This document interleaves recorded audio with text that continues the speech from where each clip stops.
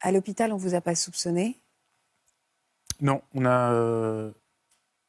après coup, on l'a su. Après, on n'a jamais été soupçonné, mais parce qu'on a eu une équipe médicale qui connaissait le syndrome du bébé secoué. Et leur but, c'est pas de soupçonner qui que ce soit, c'est de s'occuper. Et la priorité, c'est de l'enfant. Et heureusement qu'ils ont fait ça. Combien de temps il s'est battu, votre garçon? Une douzaine de jours. Une douzaine de jours, il était dans le coma. Où différents examens, IRM, EEG, etc., un scanner, radiographie complète du squelette ont été faits pour suivre son état.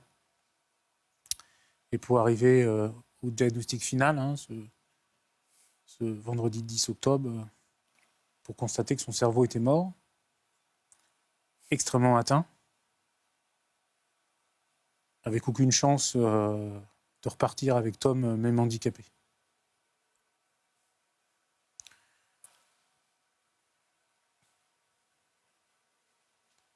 C'est compliqué à entendre, c'est incompréhensible à entendre.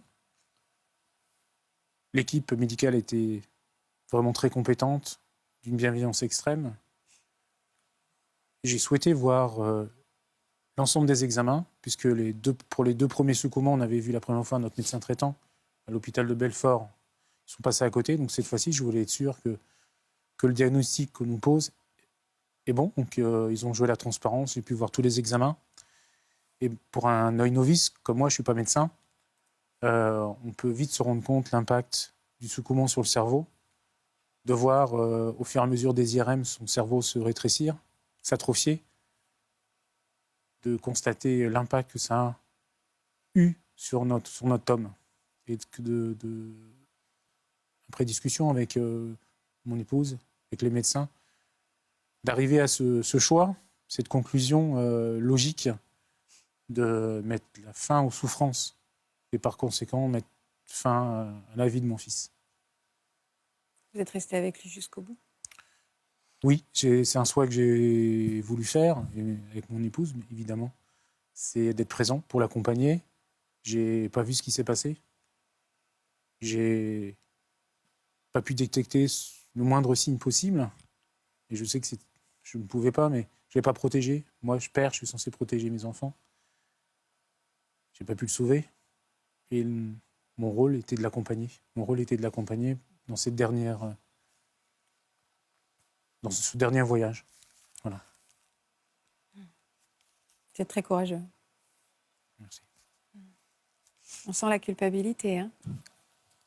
Ça fait 8 ans que c'est arrivé. Hein. Beaucoup de temps. Le temps a permis de digérer tout ça, évidemment. Mais quand on fait des enfants, on les aime pour que leur vie se déroule. Mais enterrer son fils, le voir mourir dans ses bras, c'est pas une chose normale. Le voir lutter, forcer à respirer pour rester en vie, c'est compliqué. Et le voir partir, c'est incompréhensible. Vous avez vécu le pire.